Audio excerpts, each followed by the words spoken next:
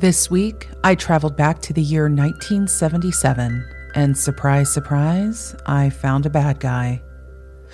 It was supposed to be 2 weeks of swimming, hiking, singing, and bonding for the Girl Scouts attending Camp Scott that June in Mays County, Oklahoma, which had been hosting summer camps for the Magic Council organization over the previous 50 years.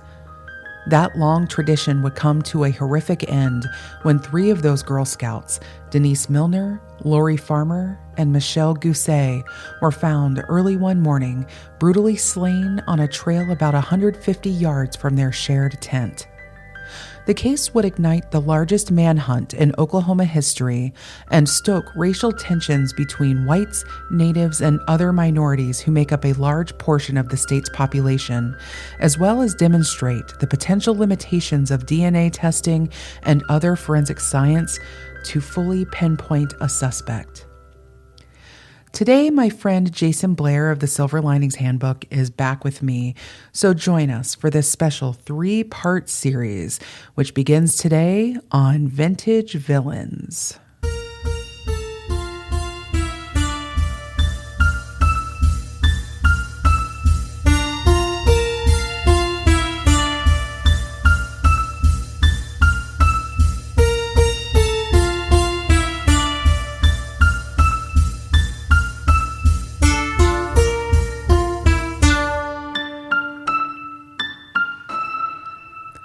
Welcome to Vintage Villains, everybody. I'm Allison Dixon, and I first want to say hello. I've been on a bit of a hiatus the last couple months, but I'm looking forward to getting back to the more regularly scheduled programming here very soon. As of this month, actually, I have a lot of great stuff planned, and I look forward to talking more about the particulars of all that at the end of the show, so please stick around for that. When Jayson floated the idea to me of covering this case, I'll admit I was feeling a bit daunted by it. The story of the Oklahoma Girl Scout murders is fraught with heavy emotion, stemming from racial discord that goes back well over a century when whites settled the land that eventually became Oklahoma. The history of this state contains, like many, an equal mix of fascination and horror. Lynchings of natives and blacks alike were commonplace. In recent years, you've no doubt heard a few of the bigger stories that were largely left untold in history classes, like the Tulsa Race Massacre of 1921, which represented the largest government-sanctioned destruction of black wealth in our nation's history. That was depicted on HBO's 2020 adaptation of The Watchmen. Or perhaps you know of the serial murders that wealthy white landowners committed on members of the Osage tribe in order to inherit their immense oil wealth, thanks to the film adaptation of the book Killers of the Flower Moon that came out just last year. As you listen to Jayson and I go back and forth on the particulars of this nearly 50-year-old case, I hope you'll come to see why many are still talking about it in 2024. In fact, elements were only being settled here in the last 5 years, though many still dispute that. However, it should become quite clear over these 3 episodes why this case is often compared to OJ Simpson, and we'll be bringing that up a bit as we go. And we hope you'll stick around all the way through because for part 3, we brought on a very special guest to help us bring a lot of things into focus. But in order to properly discuss the social and cultural issues around this case, it might be helpful to have a better picture of what the world was like back in 1977. And to do that, we're going to board the patented Zeitgeist Zeppelin so we can have an optimal overhead view. And while 77 isn't too long ago, I have a lot of friends who need me to say that, by the way, nor is it in a galaxy far, far away, much as it might seem that way sometimes. Millions of people would be taking just such a journey for the first time in this year as Star Wars debuted in theaters, creating a watershed moment across all of popular culture. And I was 2 years late for that arrival, and so therefore I didn't get to have that special moment myself, but a lot of my friends did. But 1977 was historically pivotal for so many other reasons, and I'll quickly list off some other major items of note. On January 3rd, two guys named Steve, Wozniak, and Jobs incorporated this tiny little company named Apple Computer Inc., and by June would ship their first Apple II computers, and nothing ever became of them after that. I'm sure you've never heard of them.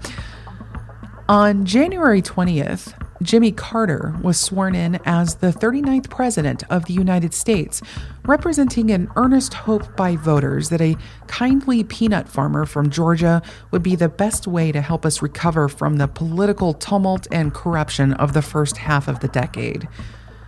On August 16th, music icon Elvis Presley died in his Memphis, Tennessee home from a drug-induced heart attack. Millions mourned, many of whom continued long after to believe he was still alive. In July, a combination of lightning damage and human error caused a massive electrical blackout in New York City. While the Big Apple had experienced blackouts both prior to and after this one, a combination of a high crime wave and social unrest was thick in the air that particular summer.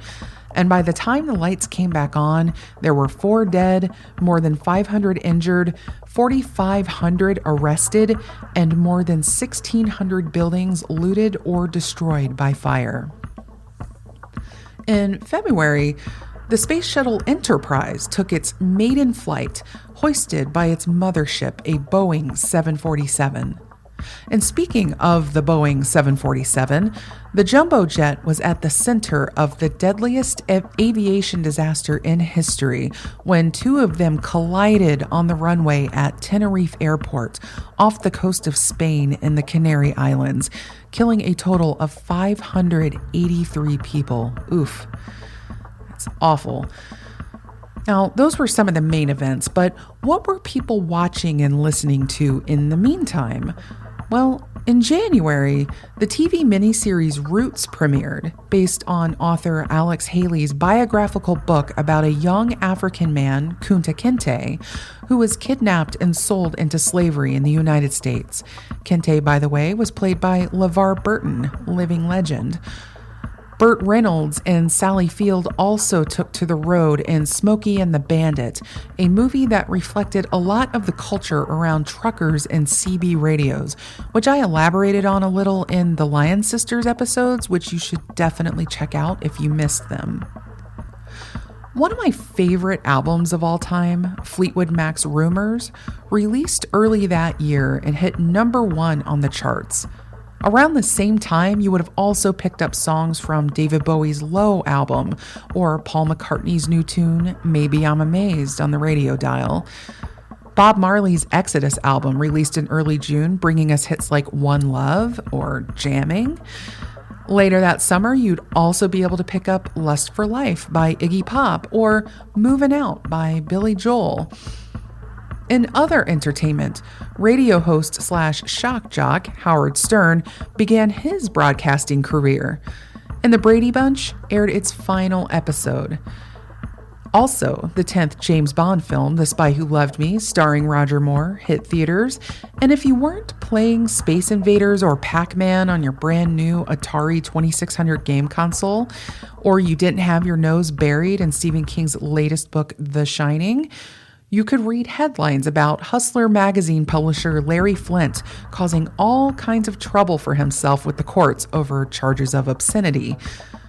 But the undercurrent of this year was a lot like the rest of the 70s, quite gritty and grim, with so much of our political and social unrest centered around the economy and race, and a general sense of disillusionment with those in power. Remember, it's only been a few years since the Watergate scandal, and while the energy crisis of the early 70s was over, yet another one under President Carter was looming. Meanwhile, the Ku Klux Klan were staging multiple rallies that dissolved into violence both in Mobile, Alabama, and Plains, Georgia. The leader of the American Nazi Party, whose father was Jewish, attempted to hold a rally in the heavily Jewish populated area of Skokie, Illinois. Even the convicted assassin of Martin Luther King Jr., James Earl Ray, briefly escaped from prison in 1977. I'd completely forgotten about all that, though he was quickly recaptured a few days later. But at least this was also the year that King was posthumously awarded the Presidential Medal of Freedom. And also on the topic of nabbing bad guys, serial killer David Berkowitz, aka the Son of Sam, aka future topic of this show, was apprehended in August. He would later be convicted of a string of shootings that terrorized the city and left 6 dead and around 11 others wounded. But if all this was too much of a bummer to you, worry not. By December of 1977, you'd be able to buy a ticket to see the disco cinema classic Saturday Night Fever. You just didn't want to get too comfortable because, in case you thought I forgot to bring him up, on December 31st, Ted Bundy escaped to jail in Colorado after losing enough weight to squeeze through a tiny opening in the ceiling of his jail cell. From there, he would wind up in northern Florida to commit his most heinous crimes yet. And speaking of heinous crimes, it's time we bring the Zeppelin in for a landing and set off on our journey to a sleepaway camp that had, up until the night of June 12th, been a source of innocent fun for hundreds of Girl Scouts over 5 decades. Wow. There was a lot going on in 1977. We can't seem to do an episode, you and me, that doesn't involve a reference to the KKK or to Watergate. We just I know, can't. and we haven't gotten out of the 70s yet either, man. We're gonna have to find another decade 70s. here. No. The 70s. I mean, if you like gritty, the 70s. My next one for you is go. the 70s. No. So before we get started, I want to give credit to Jessica Cash of Just the Facts True Crime Research for her considerable help in conducting research for this episode. Some of the sources that we rely on are the books Tent Number 8 by Gloyd McCoy.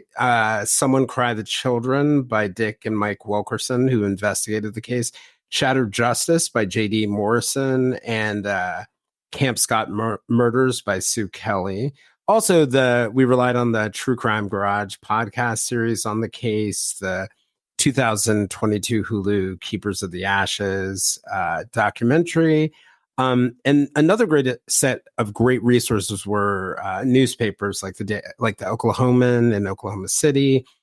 Also in 2017, the Tulsa World spent about a year producing a 6-part narrative on, what still remains the most infamous cold case and the largest investigation in the history of Oklahoma. And there's also, I don't want to go without mention, there is an active and thriving Facebook group called the Girl Scout Murders Cold Case Research. And hopefully some of its members who were invited are in the chat right now, so they can correct us on everything we get wrong.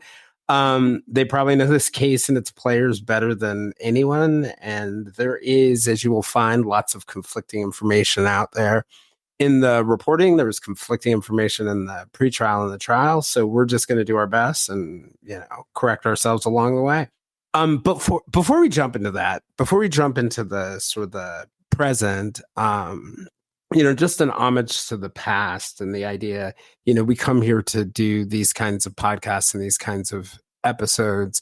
And I know that for all of us, it's a little bit of entertainment, information, and it's also, healing and other things like that. But just honoring the victims and their families, I wanted to take a second to do that before we go on. So back to you, Allison. That's very good. Thank you. And really, before I also commence love bombing our amazing researcher, Jessica, she's wonderful. I want to acknowledge that this case does have a lot of passion around it. I've seen it during my cruise through some of the online communities, as Jayson mentioned, in preparation for this show. So I fully understand after looking through this case. My previous exposure to this was the True Crime Garage episodes. That was like my main exposure to it. But the more you dive into this, you really understand why this passion exists. And hopefully you all will too by the time we're done here. This case deals in really sensitive matters around the relationship between natives and Oklahoma law enforcement. And not being from Oklahoma myself, I've only driven through. I fully recognize that I will not have all the understanding that comes with living in a state with such a large population of natives and also has such a thick history of tribal and state interactions. So I would love to be able to travel down there and spend a large chunk of time just kind of gaining that understanding. But that's not quite possible. So I fully admit I'm an outsider here. But anyone who listens to my show knows that this is the angle that I always report from. And this is why I make the study of historical context so important because it informs so much of what we understand and a lot of our own biases as well. And I'm going to do my best to pay respect to that as we report on the facts of this case. And of course, when it comes to the facts, Jessica really delivered for us here. She provided well over 100 pages of research, was far more thorough than Jayson and I could have done on our own with the time we had. And not only that, she walked through us with our outline as we were making it and made sure, the boxes were being checked. And so we're going to link to Jessica's site, Just the Facts. So if anybody out there who needs some true crime research done, you can go knock on her door. And if you want to delve, you already mentioned the true crime research group there on Facebook. There's a lot of people that have spent a lot of years on this case there. Yeah. And before we dive in, I want to show you guys something just to give you some context because history is always important. I had made the point earlier that in Oklahoma, Oklahoma is the state with the most, despite not being the largest state by population, with most lynchings of natives. And for those of you guys who are on the YouTube live, you can see the map that I just put up of natives, blacks, Italians, Latinx people, Chinese, and others who were lynched in the broader Oklahoma area. And you can see as you get near Tulsa and Oklahoma City, you get, there's a very large cluster of orange dots, which are blacks, but sprinkled, not even sprinkled, heavily sprinkled all over this are the pink dots, which are natives. Nowhere else in the country do you see this. So it's just something to think about in context that we're dealing with an environment where there was a long history of racial violence against blacks and against natives. So I just wanted to throw that out there before we dove into the timeline. It's all about that historical context, Yeah. Mm-hmm, mm-hmm. It helps you kind of understand. I've always found it really helps inform my understanding of what happens in the present when I understand the past, because I think that there are a lot of I think we have a natural tendency. It's very American to want to forget. Once something's over, like we all agree this is wrong, but we don't really delve into that. So I'll go ahead and get us started with the timeline. So this story really starts before June 12th, 1977, with a series of strange things that were later said to have happened in the months leading up to camp. In 1976, there was an incident where an intruder entered a tent and that three campers' mothers were staying in. In that incident, by the time the camp staff got there, no one was there. Also, reportedly, in April, a senior scout named Michele Hoffman, who was also president Camp Scout on the fateful days, found a note in an empty box of donuts. The wording on the note is not clear to this day, and it wasn't preserved. But in the pretrial hearing, prosecutors said they believed it said, quote, 4 little girls would be murdered. Witnesses at the pretrial hearing said that the note was thrown away and was not reported until after the murders. Another scout reported seeing a effigy hanging in the Camp Scott area, although in pretrial testimony, a witness said that the staff had determined that it was just sort of a flippant child's imagination, a child who had sort of gone into hysterics and seen a limb strangely hanging across a tree. So there are a lot of weird things going on in the walk-up to the murders here. Um, and Yeah, I mean, and that's interesting, right? I mean, a lot of this stuff being interpreted through the younger witnesses, people who might see things that, sort of like that pareidolia effect of I see a face in this thing that isn't really there, or like people who see Odinistic runes and, blood markings or stick arrangements in Delphi. So there can be an element of that, but it definitely is a weird thing. They show up at this camp and they find some of these odd things, and that whole thing about the note. I find that interesting because they were saying like, oh, somebody was just playing a prank, but kids like to do that. They do invent sort of their own scary folklore. I mean, look at Slender Man, for instance, or all kinds of ghost stories and things. So there's some element of truth to or believability in some of that, but that the kids just kind of made it up to scare each other. But I don't know. What do you think about that? well, I think that if I were stepping back and you had told me the beginning of the story, as we'll see as we get deeper into it, and I didn't know that there ended up being 3 murders, I would have thought this was a ghost story. And it just reminds me so much of like the little weird things that would happen when I was in camp as a kid. And I also think like when you're kids and you're going off to camp for the first time, it's really easy to sort of like imagine the boogeyman in the trees and other things like that. So I'll go ahead and keep on going. So, Okay. this stuff sort of continues into the pre-camp time in the days before the girls arrive.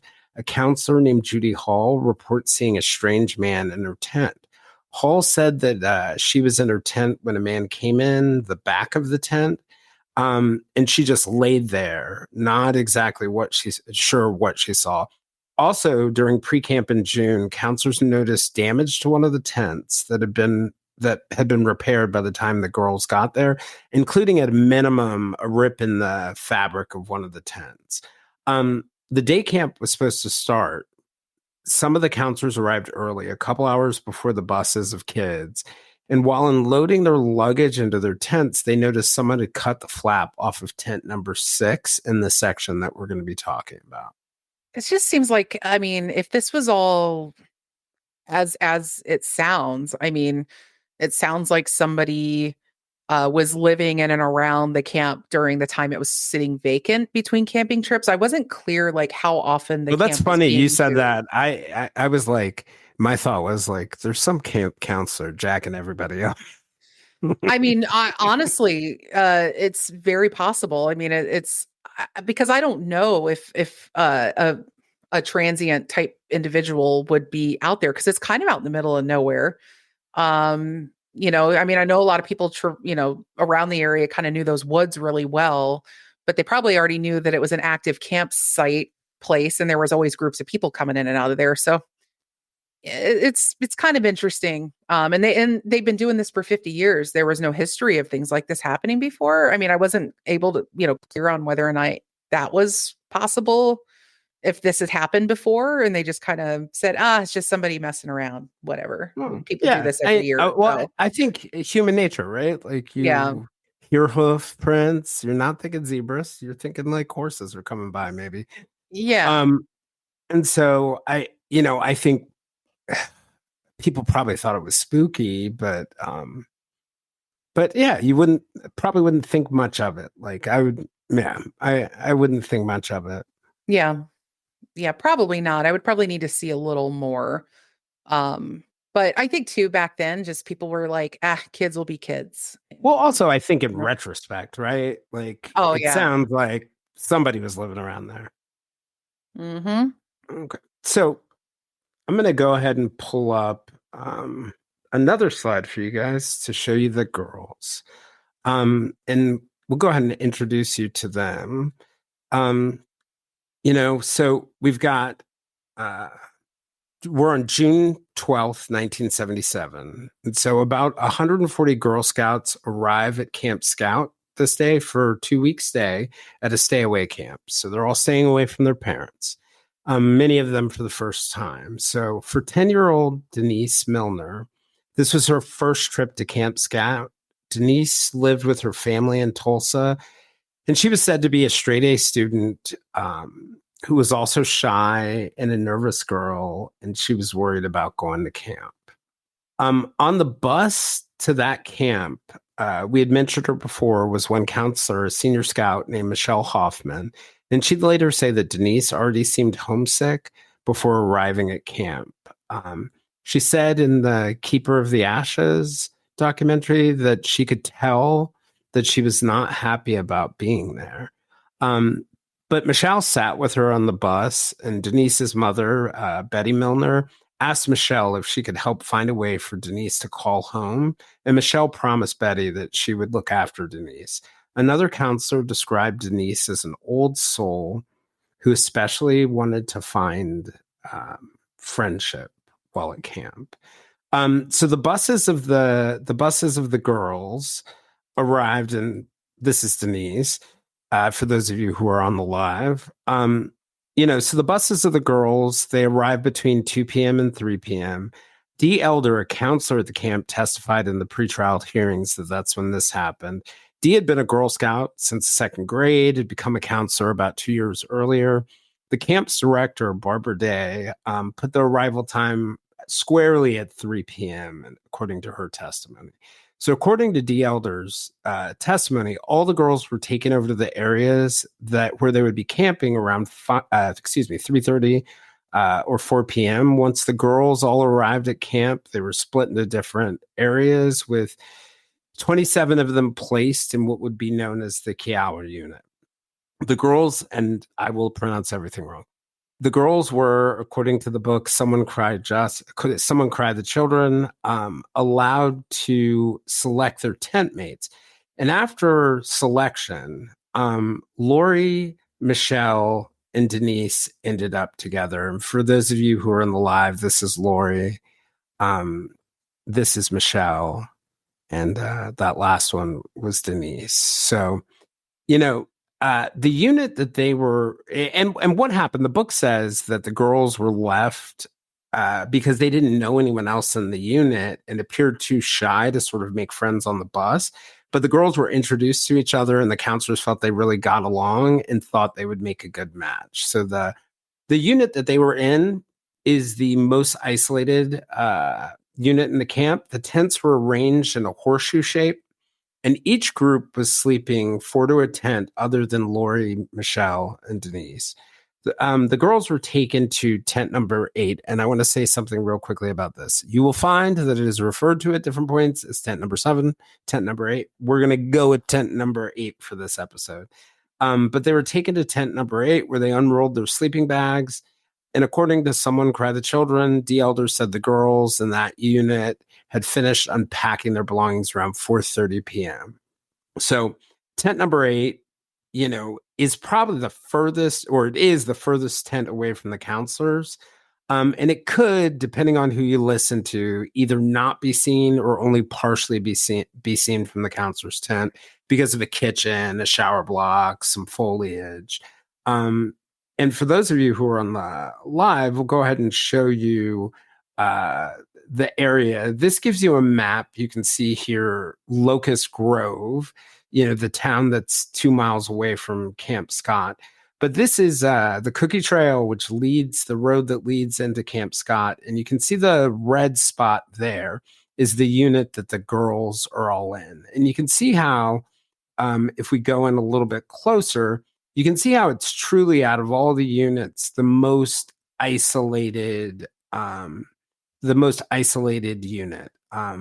Isolation is kind of hard to measure because it all depends on the circumstances and what you're looking at, but it's fairly isolated compared to the other ones. And you can see some of the other units that are near it are going to become important parts of the story. According to the book, dinner was generally served between 6 p.m. and 7 p.m., but on the 12th, it was extended to 7:30 p.m. And at some point during dinner, rain started coming down heavily. It eventually turned into a thunderstorm. But before bed, some of the girls engaged in some horseplay with flashlights.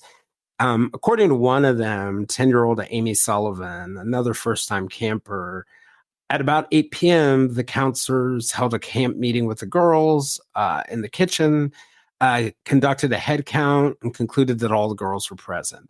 At that time, they realized that there was a bit of a mix-up, that a girl who was supposed to be in the unit in the area that they were in was placed in the Comanche unit, which you can see on the map is due south, through the trees due south of that one. And due to the thunderstorm, the day's planned activities were canceled and the girls went back to their tents. So they were really just going from dinner to their tents, a little bit of horseplay, very normal camp day stuff. But by bedtime, Amy said that the campers couldn't see or hear anything. It was so dark. Yeah. Yeah. And that night, though, Denise, Michele, and Lori sat up writing letters with a flashlight to their families. And the letter to her parents, Denise wrote, "Dear Mom, I don't like camp. It's awful. The first day it rained. I have 3 new friends, Glenda, Lori, and Michele. Michele and Lori are my roommates. Mom, I don't want to stay at camp for 2 weeks. I want to come home and see Casey," who's her sister, Cassie probably, "and everybody, your loving child, Denise Milner." And, that's a letter I could imagine writing when I went off to camp. Especially the first night. I mean, I didn't do summer camp traditionally. I did do like band camp, and I think I probably did some church overnights or go away kind of things, maybe a couple times. But when you're that age, it's for me as a kid, like I almost got held back in kindergarten because I was terrified to be away from my mom for too long. I would cry every time I went to class. But I mean, I was like 4. But even at 8, I think I was still afraid to sort of be away from home overnight, at least, for the first couple nights. And so imagining being in the woods, and these are thick woods, by the way, it's dense foliage and things are spaced out quite a bit. If you watch the Keeper of the Ashes documentary, you can see a lot of footage of this camp from the archives of, when this happened. So I can imagine, especially with the darkness and the unfamiliar surroundings and the unfamiliar people. Yeah, I mean, I could see why Denise is, she was already kind of an old soul and a little shy. I could see why she really wanted to go home. My parents sent me away every summer, and as soon as I had kids, I began to understand why. So 8-year-old Lori Falmer also wrote a letter to her mom, dad, and siblings describing meeting 2 new friends. It said, "Dear Mommy and Daddy, and Misty, and Jolie, and Chad, and Kaylee, we're just getting ready to go to bed. It's 7:45. We're at the beginning of the storm and having a lot of fun. I met 2 new friends, Michele Guse, and I got it. Michele Guse and Denise Milner. I'm sharing a tent with them. It started raining on the way back from dinner. We're sleeping on cots. I couldn't wait to write. We're all writing letters now because there's hardly anything else to do. With love." Lori also wrote a similar letter to her aunt. The letters never made it in the mail. Now, I want to provide another bit of cultural framing here because you're already hearing this lead up, we're in this setup of a lot of innocent people, children arriving to prepare for a summer camp and immediately finding signs of things that are amiss. And it might be reminding you of a certain horror movie franchise featuring a guy in a hockey mask who kills a bunch of teenagers at Camp Crystal Lake. And to be clear, the Girl Scout murders happened in 1977, and they were adjudicated the following year, or in 1979. So a year and a half later. Friday the 13th, though, was released soon after this in 1980. And its popularity brought in a glut of similar summer camp slasher films very soon after, like Madman, The Burning, and Sleepaway Camp. Many have suspected that this case in particular is what inspired the creation of that genre. But the writer of the original Friday the 13th film, Victor Miller, he was quoted as saying that he'd never heard of the Oklahoma Girl Scout murders before writing his screenplay, and that he was trying to depict a secluded setting where young people would realistically find themselves. So that would, of course, be a summer camp. And I'm willing to believe this. And when you see the maps, of course, and the pictures of this place and how this camp was laid out, it's very easy to see how art can accidentally imitate life. Actually, So I have a bit of a theory about that. I yeah, think writer's imagination and killer's imagination are not that different. You yeah, know, you look for the opportunity to write the scary story, the criminal looks for the opportunity to harm someone. It all comes from the same place. So yeah. what I'm saying here, guys, is don't be friends with writers. I can vouch for that. All right. So one of the things that I'd say about that to that point, I do think that's totally plausible, but I think it hasn't even gotten as scary as it starts to get yet. Hmm. Right. Because you can see on this map, if you take a look at this map, you can see where the camp's located. You can see some areas around that. You can see what look like some trails and creeks, and we'll come back to those at some point. But at some point between 10 p.m. and 10:30 p.m., Dee, the counselor and the unit leader, said she went to each tent in her group and told all the girls to go to sleep. And supposedly at that point, it was finally silent. But this was the beginning of another set of concerning issues. The front gate of the entire camp was locked at 10:45 p.m. Not long after, the three unit counselors fell asleep. Job well done. Everybody's safe and sound, or so they thought. An unnamed counselor from the Comanche unit, the unit just north of theirs, later reported seeing a dim light behind a tree as she walked back to her unit to use the bathroom. The counselor is also reported to have pointed her flashlight in that direction because she knew there wasn't supposed to be any light coming from that area. She turned her light off and waited. A few minutes later, she saw the dim light return and she pointed her flashlight at it again in the woods, and the mystery light went off. She turned her flashlight off again, dim light returned, but this time she became really uneasy and even fearful. And after a few minutes, switched her flashlight back on and ran back to the safety of her fellow counselors at the Comanche Oh, unit. every time I read about this or see it, and like when they mention it in the documentary, chills. I've been camping a lot, and going to the bathroom when you're camping, you go to that little bathroom unit, and getting back to your tent from there is just when you're young. I mean, for me anyway, prone to anxiety. Uh, yeah, I could put myself so easily in that moment, and I can absolutely feel her fear and unease. Yeah, and from camp, I remember even the counselors, we always at night would go in pairs. Everything would Yeah. be in pairs. It would be in, yeah, groups and pairs. But part of why that may not have happened here is they had walkie-talkies, the counselors did. Oh. Although we'll find out later that the walkie-talkies were not exactly working the way they were supposed to. So at some point in the, I'm pronounced this definitely wrong, in the KR unit, there were sounds of screaming scouts running through the darkness. Counselors ran over to see what had happened, and one frightened child explained that she was walking from her tent to the bathroom and someone had grabbed her by the raincoat. Other girls told counselors that night that someone or something was stalking around their tents. One camper said that on her way back to the tent, she had dropped her towel, and when she bent over to pick it up, her flashlight beam hit the legs of a man wearing khaki pants. This is building, honestly, terror right Yeah, now. right. And Ugh. so the counselors, they search the area and they find nothing. Then there's this incident near the Kiowa tent, number 5. Carla, one of the counselors, Carla Wilhite, a counselor, was woken up around 1:30 a.m. by girls giggling in tent number 5. She yelled at the girls, telling them to go to sleep. And as she was shining her light on their tent, Dee Elder, the other counselor, woke up.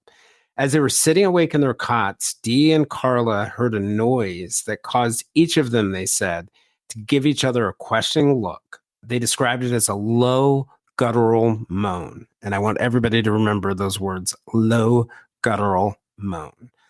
They both said they got up to go outside and they both walked toward tent number 5 where it seemed like the sound was coming from. Carla suggested Dee walk toward the moaning sound to see if it was an animal while she checked on tent number 5. However, Carla changed her mind, as I probably would have too, and decided to investigate the noise herself before checking in on the scouts. The terrible sound continued as she walked toward the road that led to the unit. When she reached the road, she pointed her flashlight in the direction of the sound. When the light beam hit the trees, the moaning stopped. So Carla walked back to the tents, and the moaning began again, beginning to see a bit of a pattern here. She turned around and she stopped. So Carla walked back to the tent with Dee, checked on tent number 5 together. Then they returned to their quarters. As Carla laid down, the moaning began again and continued as she fell asleep. Dee remembered it slightly differently, saying she believed that they were woken by a door slamming that was shut on the bathroom and not by the girls giggling. She also didn't testify to hearing the low guttural moan, but Carla thought the bathroom slamming happened earlier and she heard the moan. So, Jason, real quick, could you put the map back up of the tent layout of like the diagram you mean there? in this one? Yeah. Okay. So, an Oklahoma State Bureau of Investigation investigator, Michael Wilkerson, who is the one who co-authored Somewhere Cry the Children, he testified that one of the counselors told him a girl in the unit heard voices whispering in the night. So Beverly Huff, an investigator for the district attorney's office, later testified that she'd interviewed all of the girls in the unit, but they said that they had heard nothing. She would also testify that she interviewed Kristen Jones, a Girl Scout, Pow Pow unit, and Kristen told her counselor that she had heard male voices that night about 6 trees back from her tent. Okay, so this is kind of interesting. So we've got someone in the woods with a light, turning it on and off as someone points the light at them. And it's a dim light. Keep right, that a dimmer light. well. Mm-hmm. Right, a dim light. You got someone, no light, but moaning in the woods, and as people approach them, they stop moaning. And then you have people sort of saying that there were other people stalking around tents. And one of the really easy things to think is that like everybody's imagination is running wild.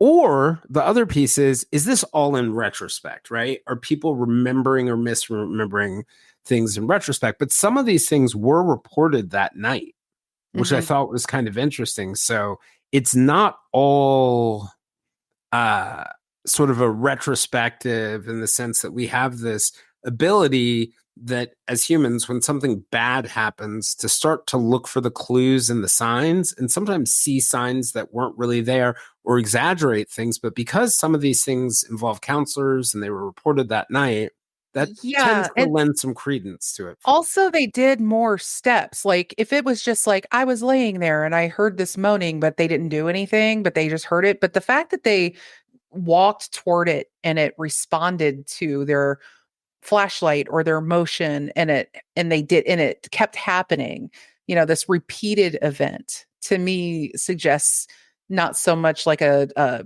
confabulation or whatever you want to call it, where you're sort of thinking of details in the retrospect in the same. It seems more like an active memory than anything. Yeah. And the fact that some of it was reported to other counselors and the director that night, that lends even more credence to it to me.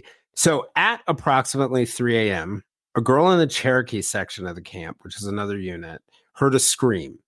She said she sprang up from her cot and thought the scream came from the direction of the Kiowa unit, which was roughly about 2 city blocks away, although I'm not sure what a city block means because a city block in New York, 2 city blocks might be another planet. And Tulsa, it's a little tighter. And actually in Tulsa, it's different because if you head north and south in Tulsa, the blocks are really small. Head east and west, they tend to be fairly large. So I'm not sure what they mean by 2 city blocks, but the girl said she checked her watch and she woke the other girls in her tent. They didn't hear anything, didn't know what to do, so they went back to sleep. Around the same time, a girl in the Quapaw unit, the one closest to Kiawa, heard a girl scream. She thought she heard someone screaming, "Mama, Mama."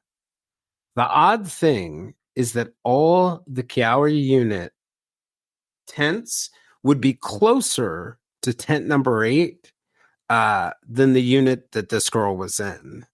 So after hearing nothing else, she went back to bed. Another scout would later report a scream around 3 a.m., both of which would factor later into a civil suit against the Girl Scouts. And another counselor in the Quapaw unit, however, thought the scream came from a girl who was sleepwalking and had no recollection of it.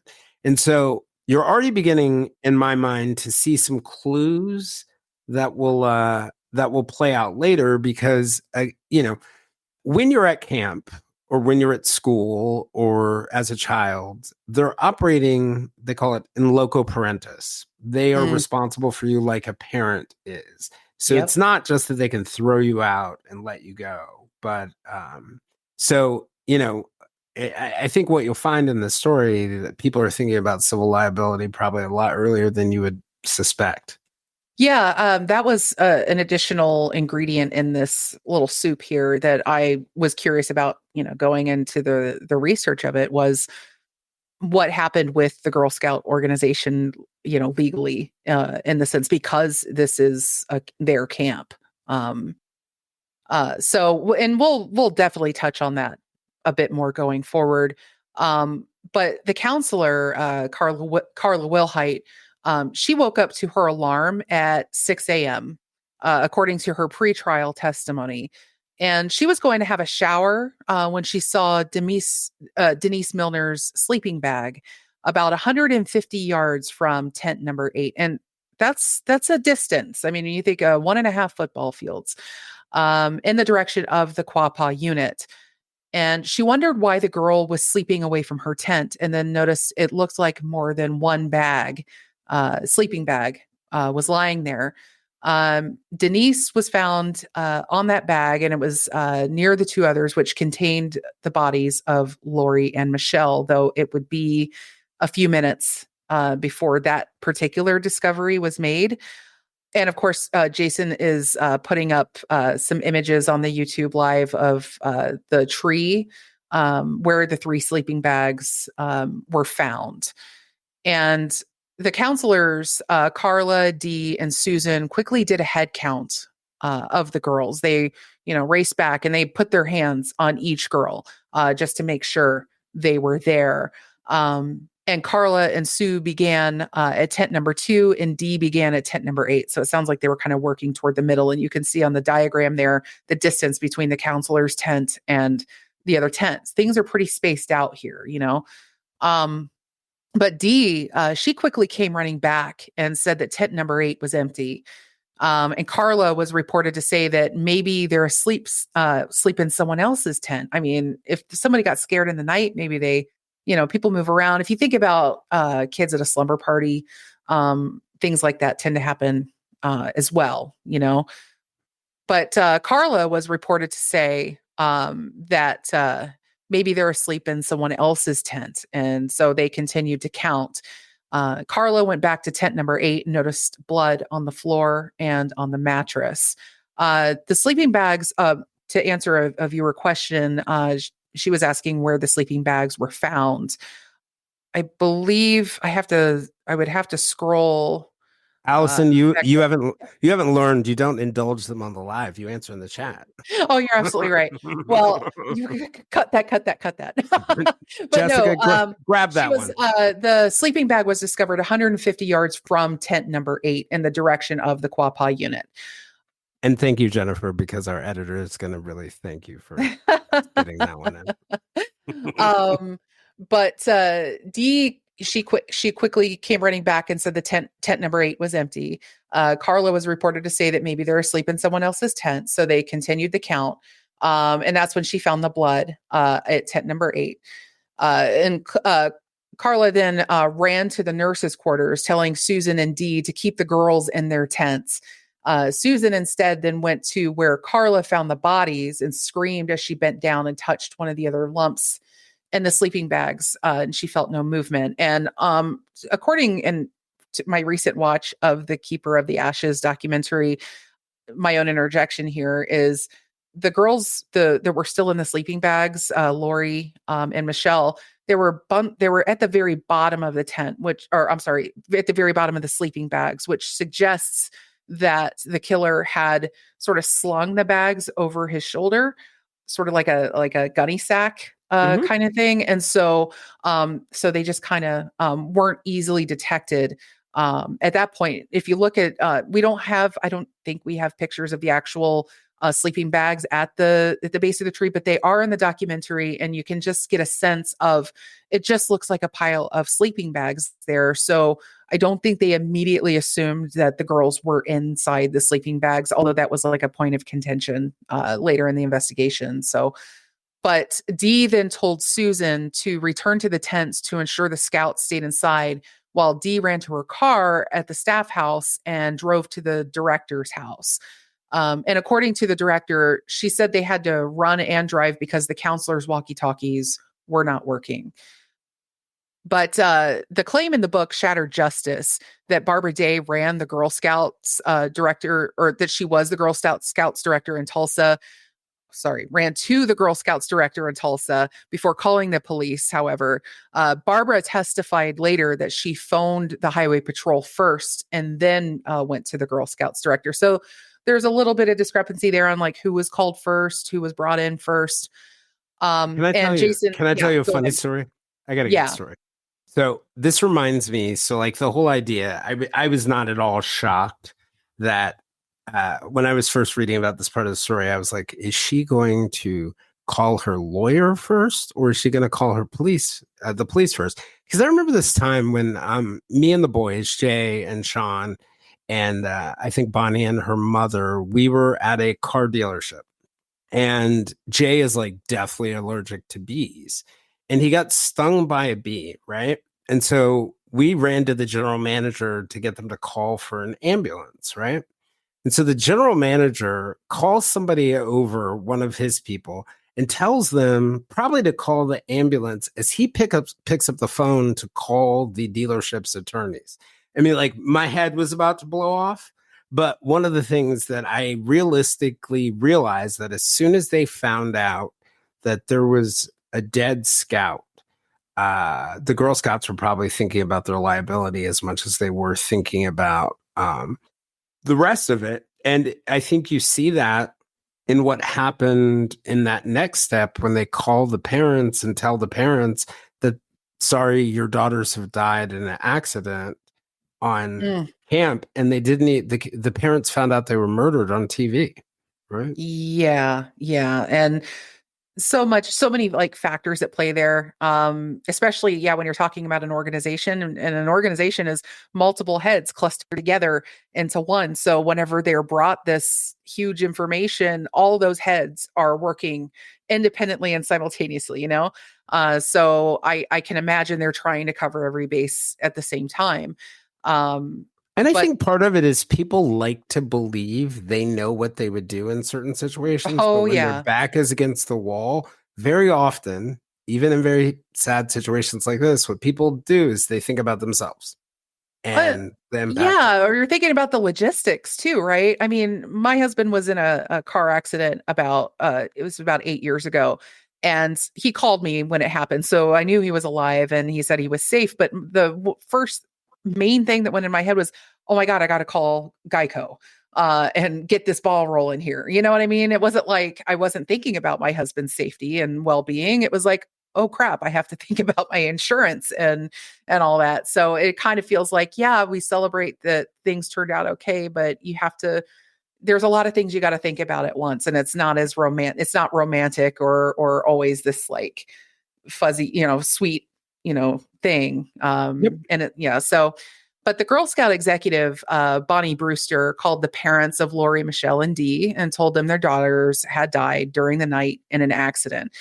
That was kind of a miscalculation, I think, on their part. They probably shouldn't have described the manner of death if they didn't know it, but They probably just, again, when you're telling somebody news like this, that their child is dead, you kind of probably want to have this tendency to fill the void with words to explain something so horrific, right? It was only after turning on the television, though, that the parents heard the word murder uttered, and they were furious with the Girl Scouts. Again, I get it, though. That is not the way you want to find out. But just around 7 a.m., three county sheriff's cars and the local medical examiner was the passenger in one of three ambulances that arrived there close behind the police. Wilkerson, the OSBI Crime Bureau agent, arrived on the scene that morning and was upset that no one had already opened the sleeping bags to check for signs of life. The bags were, in fact, still unzipped. And so we're already kind of seeing some delays. But again, these are, I think one of the people in the chat, I think it was Leslie, mentioned that she wanted to know how old these people were, these counselors. And then a lot of them were just in their early 20s. They were pretty young. And a lot of these were senior scouts that were transitioning into becoming counselors. So, we got a lot of young people kind of running the scene here, in addition to all these other cooks in the kitchen trying to figure things out. Allison, when did we get to the point where you're the one making excuses for people? And I'm like, I don't know, man. Like, I don't know. Like, no. Maybe it's my bias, but you find three dead bodies in a camp for me. The only thing I will be thinking about is finding every other girl. Every other girl, whether when I was 16 and when I'm 60.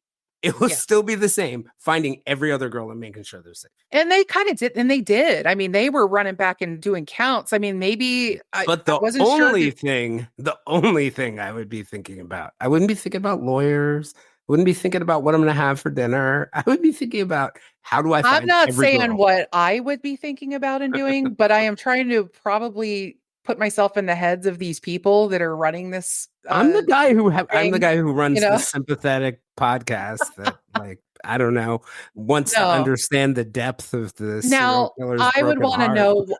My big question is and my big complaint here is the way that they informed the parents. I think that was very sloppy and insensitive. And B, they didn't check the sleeping bags sooner. And even in the documentary, they didn't really have a great explanation for why, other than they just thought it looked like sleeping bags and the girls were kind of bunched up in the bottom of them. So it wasn't entirely apparent at first that there were any bodies in the sleeping bags at all. So it took a minute, I think, for them to even really realize that, oh my God, we have three bodies here, not just the one. And you can see up here the distance on the screen. Basically, essentially, you're talking a fair distance between the victims' tents and where the counselors' tents are. And you can see the horseshoe shape if you're on the screen, if you're on YouTube.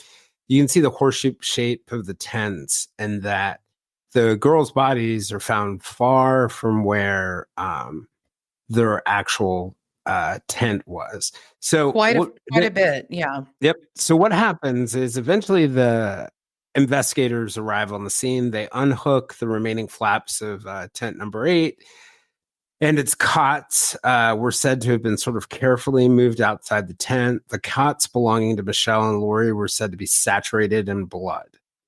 All 4 of the cots that were there were sprayed with fingerprint powder, and only one print was lifted from a cot. And it couldn't be matched. Technicians began to examine the inside of the tent, including some wood, taking photographs. And as they went, there was blood spray on the inside of the tent walls, which seemed to suggest that at least Michele and Lori had been struck with some sort of blunt instrument while still in their cots. There was a footprint of a military-style boot at the scene, another bloody footprint of a tennis shoe. Investigators had identified that Denise and Michele both had rope tied around their bodies. The rope on Michele reached around the back of her body and was tied on both wrists. And her wrists were nearly at the side of her body with a knot on each of them. The rope was tested against rope from buildings at Camp Scott and found to be inconsistent. Denise's body had black duct tape around her chest, over her clothes, and around her wrists. She also had rope over her wrists, tied behind her body, with one hand overlapping the other. The medical examiner described it as a 3-strand spiral cord attached to the front of her pajama top that was also taped on with black tape. There's also a piece of terry cloth-like material across and under her chin that was connected by some other cloth material similar to that of like an ace bandage or something like that touched on her neck. Lori didn't have any ligatures or tape on her body. And so one of the things that also happened that we don't really address is there does become, as the investigators are coming in, a mad rush to get the other girls out of camp and back to Tulsa and other spots like this. And for those of you here, here's an image. You can see that the news media had already caught wind. And this is an image of the family members picking up their kids as the buses arrived in Tulsa. And the one in the middle they were getting the kids out in buses, cars, and anything that they could to get the kids out of there. And I also wanted to mention in the Keeper of the Ashes documentary, as they were describing what the status or the state that the camp was in between when the bodies were discovered and the police had arrived, and before they started taking the kids out of the camp, they were doing everything they could.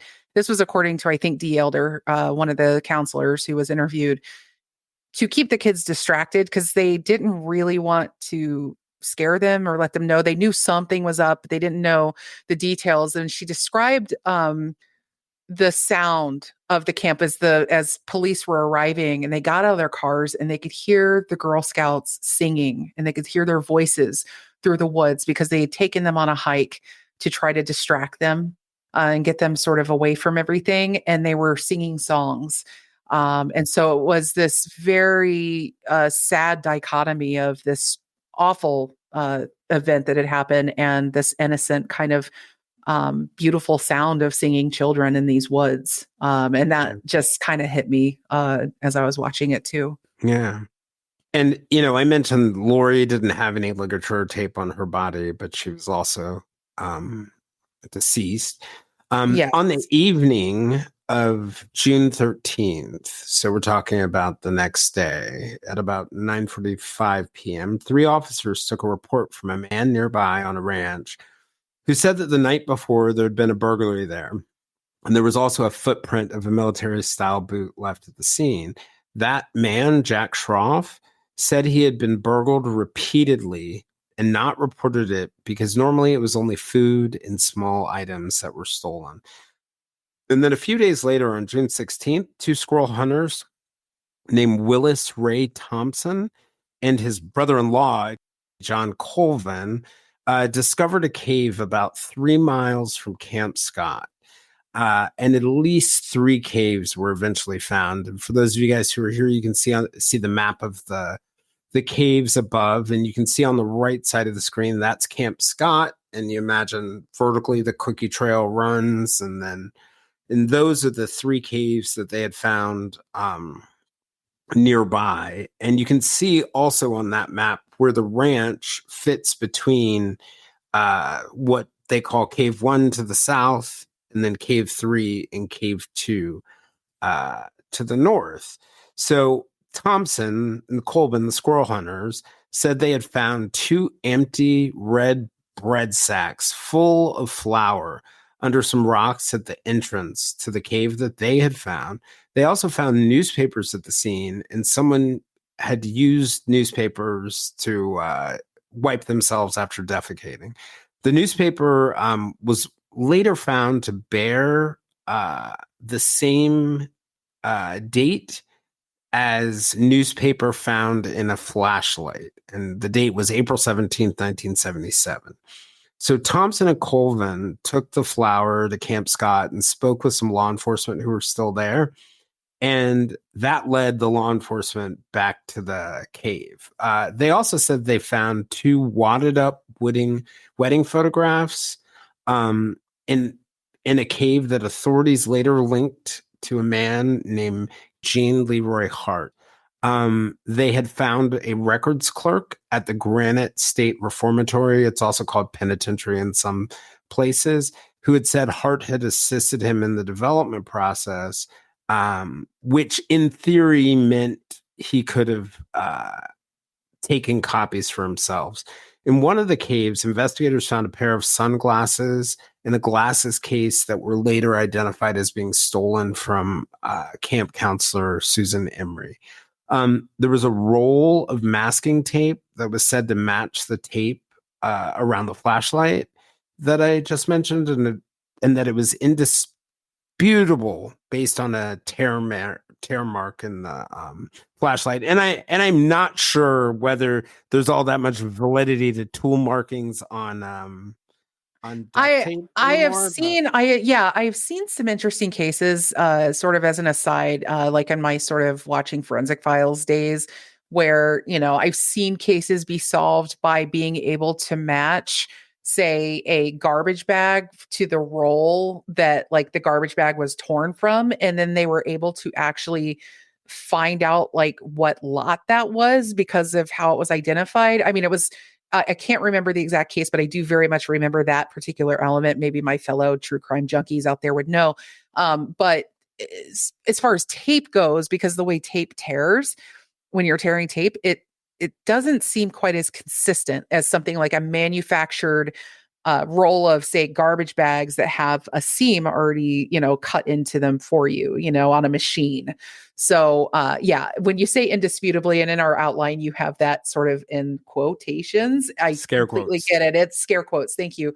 That, yeah, there's a little bit to be doubted, I think, about the You're gonna strength have of to that evidence. Yeah, you're yeah. gonna have to sell But jurors Jason on that. absolutely. But the roll of tape that had the green plastic attached, because there was a talk, though, that the existence of sort of this hooded flashlight, the witness saw a dimmed flashlight, and they were hooding their flashlights. I think there was like to keep the dimness, it's where you cover it with plastic and you cut a little circle out just to let a little pinhole of light, a little bit of a beam through. That's that whole process. So some of the items recovered from the caves were linked to the property of a local farmer, and others were linked to a burglary at a grocery store in a small town called Sam's Corner. There was also another burglary at a nearby grocery store where they found type O blood, a military boot that was consistent with the print at the Schroff property, the grocery store burglary at Sam's Corner, and tent number 8 was found in one of the caves. Law enforcement estimated that the time of deaths of the girls was somewhere between 2 a.m. and 5 a.m. And initially, the medical examiners didn't detect any sperm, but they did an acid phosphates test, which is used. It's got an enzyme that sort of frees attached groups of other molecules. It was used, and they finally identified sperm. The test came out positive on Denise and Michele, and there was a negative at that time on Lori. So additional evidence found near the scene included a red and white 6-volt flashlight, which had some kind of dark green Oh, plastic not consistent with a trash bag on it. And it was taped with white masking tape to the front of it, and a hole cut in it. Black tape, duct tape was found that was believed to have come from the nearby residence of Jack Schroff. A rope, a pair of glasses, a glasses case that was believed to belong to Carla, a guitar capo, a girl's hairpiece with blue balls attached, and a crowbar, and of course the flashlight, the 6-volt flashlight being an important piece of it. Allison, did you want to say something? Oh no, I was curious if that was meant to be a 9-volt or a 6-volt flashlight. I was not sure, but either way, it's a This small is piece. 6-volt. I think it Okay. is. I think it's a 6-volt. I wasn't sure. Yeah, I'd never heard that before. So Yeah, the research says 6. The article says 6. So sweet. yeah, yeah. Okay.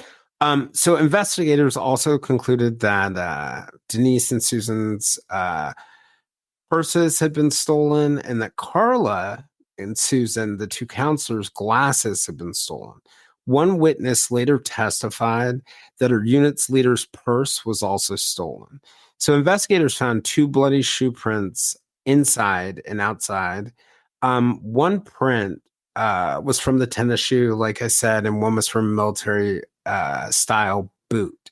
So the counselors, D. Elder, Carla Wilhite, and Barbara Day were wearing tennis shoes in the morning. And Carla said that tennis shoes were standard fare for campers and counselors. One counselor, Susan Emery, said she was wearing rain boots, but then changed back into her tennis shoes before this happened. So others said they didn't see anyone wearing shoes that could have made the print seen in the tent. So several strange events had happened in the camp in the weeks before. And eventually, these events that happened in the weeks before and afterwards lead to our suspect. Yes. And a 33-year-old man, a Cherokee man named Gene Leroy Hart, who quickly becomes the prime suspect. One of the officers at the pretrial hearing would testify that he was involved in investigating a burglary at Jack Schroff's property nearby, where 2-inch rolls of black duct tape and rope had been stolen. Some bottles of Pabst Blue Ribbon beer were also stolen from the Schroff property, and 3 bottles of the same brand were found southwest of the Girl Scout camp. The sheriff testified that he spoke to a man named John Fleming, who lived in Locust Grove and worked on flashlights. He said he was familiar with the 6-bolt flashlight, or one very similar, recovered at the scene. And he said he had seen the flashlight at the camp on Spring Creek in the possession of a native male who was known as Sonny.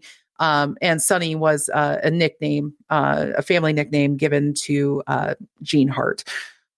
And Spring Creek is located to the southwest of Camp Scott, and Snake Creek, which borders Camp Scott.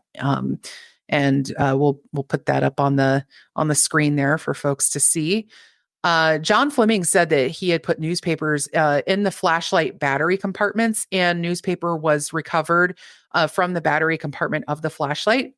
I'm not really sure why newspapers put in the battery compartments. Maybe to hold the batteries in place. Maybe they kind of jiggle loose or whatever. That's my guess. Or maybe it's water to keep water away from the batteries. Fleming was said to have told investigators he had worked on flashlights, including a red and white flashlight, at Gene Hart's mother's home.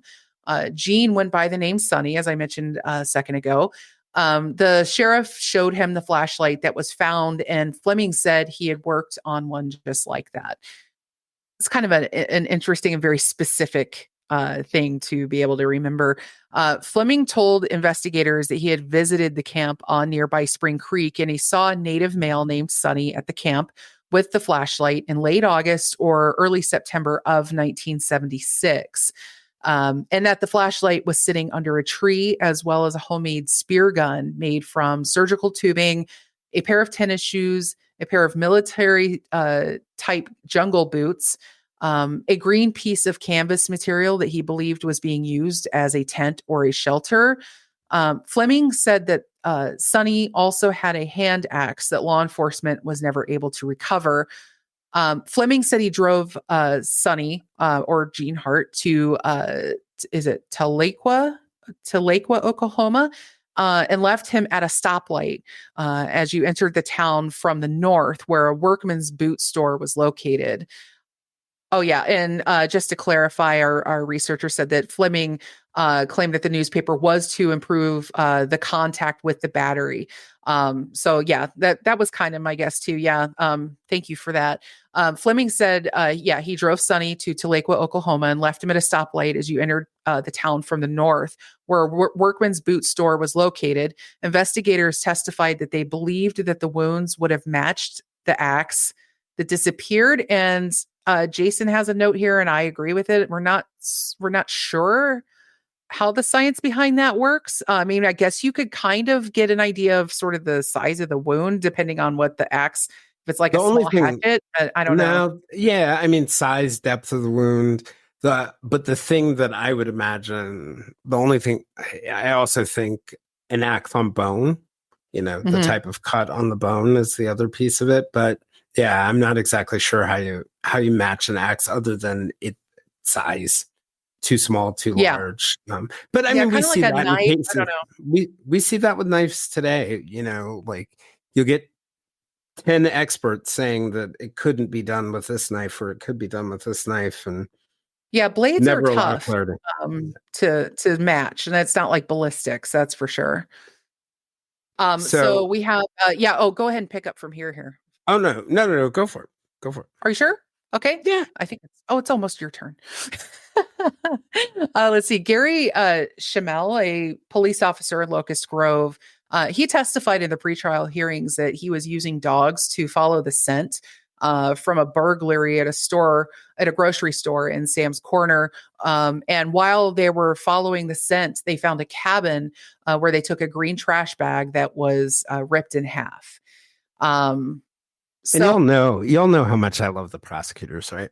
And I was on this, I forget where it was, but I was on some trip. I don't know, it was last year, and it was in November. And I was in this rural area, and I'm driving down this like crazy rural road leading to another crazy road that, like inevitably Israel Keys has got to be living at the end of this road. And I'm driving out and I'm just listening to an episode of The Prosecutors thinking about murder like I normally do. And Brett from The Prosecutors, who is absolutely my second favorite podcaster right behind Alice, Brett says, if you he's talking about the law around trash and how Supreme Court rulings have said that your trash can be searched as soon as you discard it. And he said the only way you don't want your trash to be searched is to throw it in the back of your car and drive around it all the time, which then just makes it your possessions in a trash bag. let's just say, hoarders can get away with murder. Is this the Absolutely. is this Just the take the concept? trash, throw it in the back of your car, and it's not trash. I think about that all the time. It's used in movies a bit, and I've seen it used or talked about in a lot of true crime documentaries about like the second he takes a sip from that cup and throws it away, we're going to grab it and we're going to grab I'm his telling you, DNA out. if you guys see me driving around with trash bags in the back of my car, something's going on. But you got to be careful because in the same token, you got to put your robbery tools somewhere else because that's how Ted Bundy was arrested the first time. They found Look, the once rope in the once they have the safe and search everything. warrant for my car, it's all over. Once there's a search warrant involved, it's all over.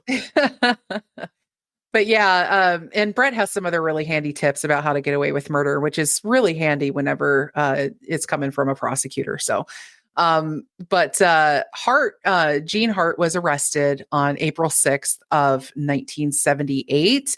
Gene Leroy Hart had been a high school football star and was said to have had the potential to have made it to the college level or even to the NFL. Instead, Hart decided to stay around the Cherokee reservation near Locust Grove after finishing high school. Hart got married young and had a child, but he and his wife divorced.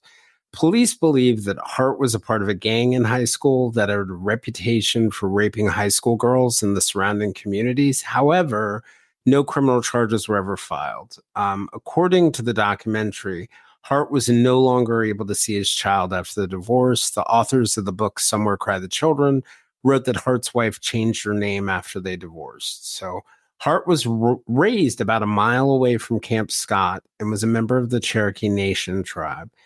Eventually, Hart was convicted of kidnapping and raping before this 2 pregnant women. I think that incident was 1966. And was also convicted of 4 counts of first-degree burglary. The victims in the rape case were 19 years old. And in that case, the 2 victims were taken into the forest. They were tied and taped up and put beside trees, as some people believe may have happened to Denise. The women in that case reported seeing a darker man sitting behind the wheel of a 1958 Chevy. The 2 women had gotten into their car, and one of them began to close the door. She saw the darker man get out of the car. Moments later, that man had opened the door of the car, and he said, "I think I'll go with you." One of the girls, thinking the man was drunk, pushed him and yelled, "You've got to be kidding." As she tried to close the door, the man produced a small nickel-plated revolver and said, quote, "I said I'm going with you." He told one of the women, quote, "You go back to the bar and wait 15 minutes. If you don't, I'll kill this one," pointing to the other girl. As the women became upset and cried, the man changed his mind and told them to both stay there. He took the keys to the car and forced both women into the back seat of the car. They described the man as tall, athletically built, and about 20 years old. Eventually, the man ordered them out of the car and forced them into the trunk of his Chevy. So that moving from their car to the trunk of his Chevy. So before the man could close the trunk, a man and woman walked around the side of a building near the parking lot. The man quickly grabbed one of the women, so the assailant, by the hair and shoved her into the trunk and closed the trunk lid as much as he could. The women reported hearing the couple laughing as they walked to their car and remembered hearing that car's engine start and the couple pull away. Eventually, the man fully slammed the trunk. And they were both pregnant, yes? That is, well, so yes, there are some reports that say they're both pregnant. There's some reports that say one was pregnant. Okay. Just, I wasn't sure about that. Okay. The women said they hugged each other really tightly. And remember, they're in the back of a trunk, and this is before we had emergency lashes in the trunk that let you pop the trunk if you were trapped in the trunk. And this whole case goes to show something, and I like to point to the Delphi case as an example of this. Everyone seems to think that it takes multiple perpetrators to perpetrate crimes against 2, 3, 4 victims. But in reality, if you have a gun or you have even a voice of authority or you're persuasive or manipulative or you pick the right spot, one perpetrator, because we know the FBI statistics tell us 2 people end up dead, likely to be one perpetrator. 3 people end up dead, likely to be one perpetrator. But particularly with young children or, people who are inebriated or other issues like that. What the women said happened next was eventually the man drove away, pulled on a dirt road. He raped one of the women in the back seat of the car while the other was still in the trunk. And then he taped and tied both of them up in rope and with duct tape, walked them across a creek where he continued the sexual assault. Once he was done, he wrapped a sash cord and a rope around them and wrapped tape around their faces. He covered them with brush. Then he walked to his car and drove away. Eventually, the women, one of whom it seemed like she was asphyxiating, were able to get to each other and untie each other. Incredible. Yeah. I mean, that whole experience is amazing that they survived at all, let alone, were able to get each other free. And sort of several things happened at this point during the assault that eventually sort of led back toward Hart and provided clues that made investigators also believe he may have been involved in the Girl Scout murders. First, the suspect made a strange animal-like sound during the beginning of the first rape in the car, similar to the one that the counselor, Carla, believed she had heard at Camp Scout that night. Second, low guttural moan. Yep. Yeah. Second, the ropes, cord, duct tape were similar, and so were the knots. So the third thing is, unbeknownst to the assailant, when he was walking the girls away from the car and toward the creek, one of them was able to see beneath the duct tape and memorize the license plate of the Chevy, which is Oklahoma plate ME8042. So the women had finally made it back to the road and tried to wave down several motorists. It was about 4 a.m. Several passed without stopping. Finally, a driver passed and actually drove them to the home of a local highway patrolman. And law enforcement was able to trace the plate back to Hart. And when they interviewed him, he said it was consensual sex. Eventually, Hart pled guilty on October 14th, 1966. He was sentenced to 3 10-year terms for kidnapping and 1 charge of first-degree rape. On March 19 of 1969, after serving 28 months, the Oklahoma Pardon and Parole Board recommended clemency for Hart, who was 25 at the time, which is just wow. Incredible. So here's what happened at the hearing that I found kind of interesting. So Hart recounted the whole 1996 crime, and he admitted that he had assaulted one of the women, denied assaulting the other, but he denied that either of the victims were kidnapped. And he told the board that the publicity and evidence brought out at the trial was only partially true. So he admitted to the crime of assaulting one of them, but seemed to argue that they had come along with him willingly. Hmm. Um, I don't know if that, an attempt to reduce or get rid of the kidnapping, but I mean, kidnapping kind of comes into play the second you start raping somebody, right? I mean, true, you're but he refusing wasn't to let them actually, leave. but he wasn't So, actually charged. Yeah, right. So I think probably, the kidnapping and the one charge of first degree rape, right? So for yeah, some reason that we don't exactly know, they decided to only charge him with one count of rape instead of yeah. both women. Don't know why, even though both of them say it was there. But I suppose minimizing the kidnapping, like there's no way you're going to get away with minimizing the rape, but minimizing the kidnapping was the only avenue he had. And then it's amazing that they gave him clemency and knowing that he was 25. When you're 25 years old and you are convicted of a crime like this, at 25, that is what that tells me is you have a lot left in your tank to keep doing this kind of thing. It's not like if he were like in his 70s or something or his 60s, maybe you think about is he as dangerous? At this point, he's like at peak danger to society. It's amazing to me that they let him out. So Yeah. So while on parole, the police believe that Hart attempted to burglarize the apartment of a police officer, Heather Campbell, while she was home. Her apartment was 1 mile from Hart's mother's house. Once Heather's door opened, she told the figure to step outside and close the door. Instead, the person entered the apartment. So Heather grabbed her pistol, brought it to eye level, cocked the hammer, and the figure who had entered the apartment froze.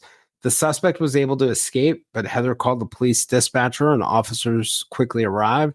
As Heather briefed the officers, they all heard the sound of a jiggling doorknob coming from the apartment directly above them. The officers confronted the man outside and arrested him without any resistance. So, after speaking with an attorney for a few minutes, the attorney concluded, and obviously this was hard, the attorney concluded Hart had already made some damaging statements to detectives and encouraged him to cooperate. He admitted he went to Heather's apartment to burglarize it, but he could offer no explanation why he stepped into the apartment after Heather told him to close the door.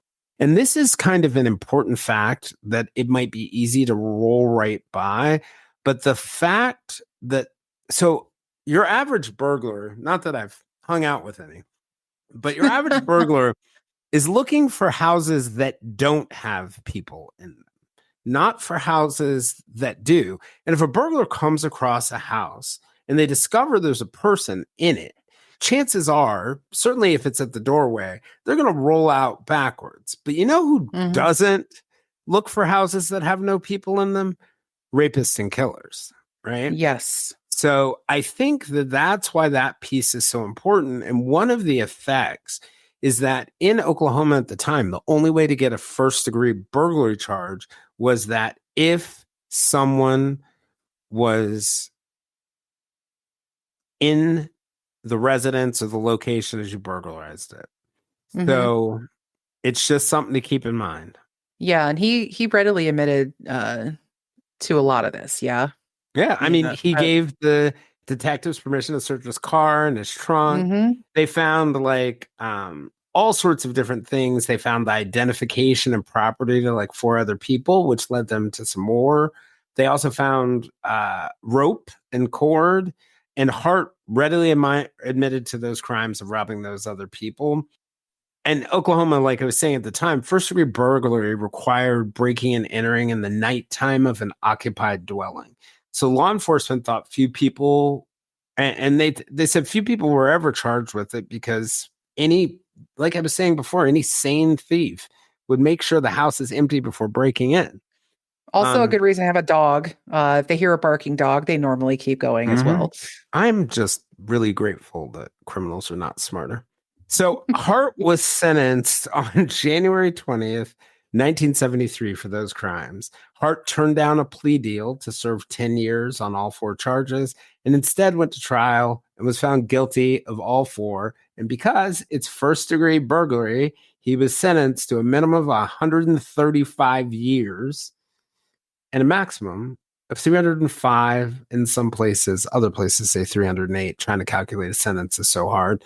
But the judge decided that the sentences would not be served concurrently, consecutively. So that's how we get to the 135, 305 or 308 number. So by April 30th, though, it's a little more than 3 months later, Hart had escaped from jail. He was captured less than a month later, but then escaped again from the Mays County Jail in September 1973. So thank That's God, he's like criminals are not so smart, but I wish he's they were a like little less. I wish they were a little less crafty. he's like Bundy. Bundy escaped a lot from custody. I mean, I there are just some also, I people that are slippery like that. Yeah, I also think it's prisons in the time. I think trying to escape a modern jail where the cells are built in blocks that are inserted together like Legos and there is you get nowhere near any outside. I think it would be much harder in a modern jail. I think they've learned a lot. Hmm. But yeah, so he had been on between that point and the murders of the Girl Scouts, he had been at large. Local law enforcement had been looking for him. In two of his escapes, and I really wonder why the jailers didn't keep these guys away from each other. Hart escaped with a man named Larry Day. Larry Day uh, testified later on one occasion he and Hart had seen some children playing in the Spring Creek area. And remember when I was showing you guys who were on the live that map? You see the creek, the Snake Creek that runs right beside. You see that runs right beside Camp Scott. If you look to the south and the west, that's Spring Creek. So the Spring Creek area is in between there. So our friend Larry Dry is testifying, and he testifies that that Hart had told him that he wanted to sexually assault a younger girl who was in the group there near Spring Creek. So Dry also testified that the girl was about 13 or younger. And Dry said he argued with Hart over the assault and that Hart didn't back down until Dry threatened him with a shotgun. Fanning Young, another witness who would come forward later, would report that Dry had told him about about that incident and another incident where Hart said he wanted to molest young girls. And also said Dry mentioned that Hart had pictures, but he didn't recall the details. So 10 months later, after the Girl Scout murders, the police received a tip that Hart, and we'll go into this story a little deeper in the next episode, that Hart was staying with a medicine man whose brother had recently died. Yeah. And so should we leave it off here, do you Well, think? any Or thoughts so far? I mean, there is a bit of a series of events that kind of lead to the arrest and Hart's family. I mean, I figure, of course, we are going to cut a lot of this stuff here that we're chit-chatting Well, I mean, about. if you want to, do you want me to get us to the point where I can get us to the point before the pretrial hearing? Does that work? Yeah, let's go Okay. ahead All right. and do that. Yeah, Okay. we'll get All him right. in custody. Yeah. All right, guys, I'm going to speed read this. So No, I am. no worry, no rush. Don't rush it, man. We got Oh, this. I'm rushed. So another tipster said that he had been at a dance in a nearby city and that there was a medicine man named William Lee Smith. Smith made and sold medicine that was designed to take care of both physical and spiritual ailments. The informant said he was standing next to a ceremonial fire on August 27, 1977, and Smith pointed out an older Cherokee man in overalls on the other side of the fire. He said that Smith told him that Hart was staying somewhere in the Cookson Hills. Hart was known for coming to these stomp dances, but not coming near the fires where the religious ceremonies were held, and instead always staying in the background in the dark. The informant said that Smith and his family and the Hart family trusted him. The informant believed that in October 1977, Hart's mother had contacted Smith and that Smith visited with Hart in his hideout, which would have wherever he was hiding at the time. The authors of Someone Cry the Children said that Smith felt that he and Hart were being careless, or that Hart was being careless by hunting and fishing in the woods, where a hunter might see him and tell authorities. Smith described Hart's keeper, the medicine man, as an old man who sells firewood and who liked Hart. Hart was performing domestic chores, the informant said. People who Hart had previously stayed with while he was on the run said similar things about doing domestic chores. So investigators decided to take their time encircling Hart. Harvey Pratt, a native police officer, was really concerned. Pratt said, who was said to be of Cheyenne, I'm not going to get this right. I think it's Aparapaho. Okay. Aparapo? Yeah. Yeah. Cheyenne Aparapo descent, although one documentary refers to him as Choctaw. Yep, Choctaw. The Choctaw were native people who were originally based in the woodlands of the southeast and what's right now Alabama or Mississippi. The Choctaw could be enrolled in a bunch of different federally recognized tribes. The Cheyenne and Aparicho tribes are sort of two distinct tribes that are actually from the Great Lakes region that are in present-day Minnesota. So, it's reported different ways. It's totally possible that his lineage came from both. But when Pratt spoke to his own medicine man about the case, he said, quote, to his medicine man, "He's using magic, sir. They said he had the ability to change himself into a bird or a cat, and that's why he's not been found." His medicine man replied, "If this is true, he does indeed have a powerful medicine man. If he did kill those children, he's misusing his medicine, and he has a terrible fate waiting. I would not want to be him." So Pratt asked for medicine that was powerful enough to combat Hart's medicine to help catch him, and also to help protect Pratt and his brother, who was another investigator. Pratt's medicine man made the medicine he wanted, but warned, if the medicine is powerful, you could be in great danger. And so after the police went to the house of Smith and spoke to his wife. So the police told her that they believed she knew who had been helping Hart. And they told Smith's wife, at least according to her, that the police hoped to take Hart alive, but if others got their hands on him first, they might kill him. Oh, interesting. Yeah, a little reference to vigilante justice, right? And, you can imagine being in a Native community or a Black community in Oklahoma during this or any other time or next week or last week. And, it carries a certain connotation to it, right? Like of mob justice if you don't. And I actually think in my mind, it gets worse because when that didn't work, investigators decided to put pressure on Smith's wife, including by threatening to give her name to the fathers of the victims. This actually worked, and she revealed she believed that Hart was staying with a medicine man named Sam Pigeon. According to Someone Cry the Children, one of the investigators said to Miss Smith, "I can assure you, if I leave here today without Gene Hart, by dark, the parents will have your names." So they were clearly attempting to use whatever scare tactics they could to get a rise and get information out of her. I mean, you kind of have to like kind of do that, in the sense of like if you know a community is like protecting someone that they're trying to get a hold of, I don't know. you I'm get a not. I'm break not. I'm for not. that. I'm not really. I'm not a big fan of like threatening with No, mob violence. no, No, no, not at all. I mean, it seems very I like can't. that's the choice they I. made, I can't imagine why a jury wouldn't trust you.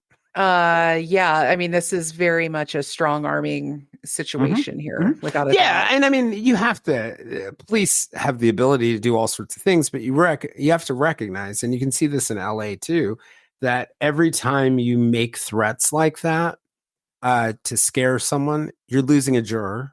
You know what I mean? You're losing a citizen who's going to make a 911 call or report that the guy that you're looking for is down the street. So every time you use tactics like that, And the you have threat to be of cautious. vigilante justice is so unusual coming from investigators, from police. Like, if you don't tell us what we want, the streets are just going to handle him. I And don't know that it is. I don't know that yeah, it is that's because I've heard stories in cities I've been reporting on where they've where police officers within the last 10 years have basically told people, like, if you don't give this person up, we're going to tell the people who are looking to kill you from the other gang where you are. oh So wow, this wow, happens. This yeah, happens. It's just very racially tinged at very this much. particular point. Um, Mhm. so you can see on the screen for those of you who are here, this is Hart's cabin, the cabin he was at, Sam Pigeon's cabin. Hart was arrested there at on April 6, 1978. The way they got him is after they got Sam Pigeon's name, they looked through obituaries. They found out that Pigeon really fit the bill. There was an obituary that sort of tipped them off. Um, and they headed out and they found Gene Hart there and they arrested him and he was wearing damaged women's glasses as a little bit of a flashback to Carla and Susan's missing glasses and Carla's glass case being found near the crime scene.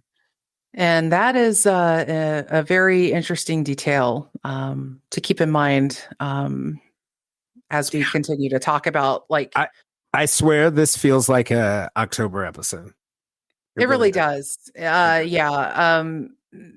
And a lot of the sort of community aspects of this, and a lot of the racial aspects of this, and the intersections between race and law enforcement, and everything are really going to come to the foreground of our discussion in next week's episode when we start talking about the pretrial hearings and the trial itself.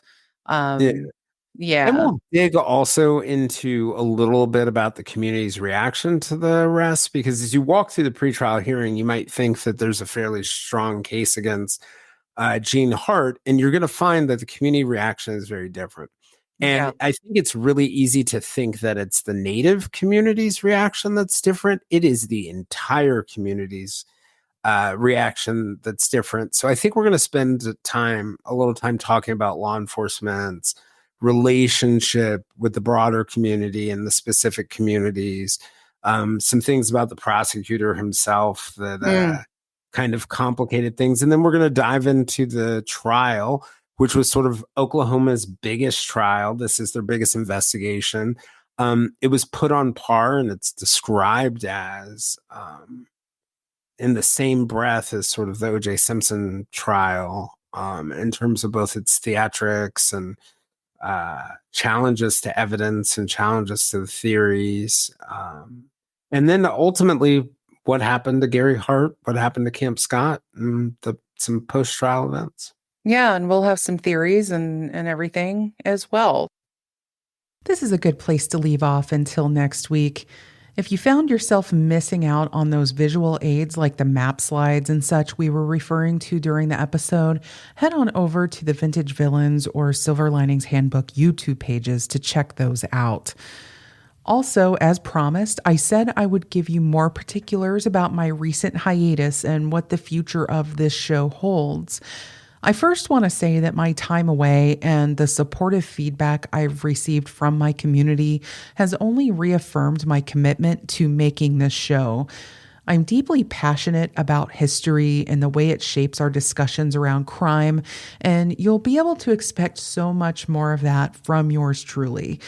To that end, I have set up a brand new recording studio and even upgraded some of my equipment and workflow to help make production a lot simpler for me, since this is ultimately still a one-woman production. Though, big shout out to Alyssa, Jason's editor, who assembled the main body of these Girl Scout episodes. Could not have done that without her. Although Vintage Villains will remain a largely solo-hosted venture, there are more guests in the pipeline, including an upcoming special on the Black Dahlia with Julia Cowley of the Consult podcast, where real FBI profilers dissect various cases. I also still have big plans to bring my friend Terry Lynn Coop on to talk about Charles Manson and Vincent Bugliosi and all the other madness discussed in the Tom O'Neill book, Chaos.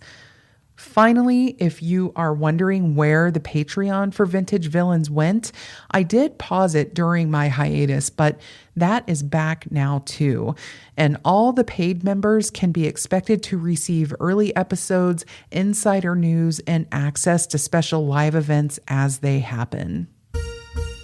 Now, I'll have links for that and the Facebook group, the Vintage Villains Soiree, in the show notes. You can also reach me directly at vintagevillainspod@gmail.com. Now, that'll do it for this week. So you know what I'm going to say next. Get out there and make good history, and I'll see you soon in another century.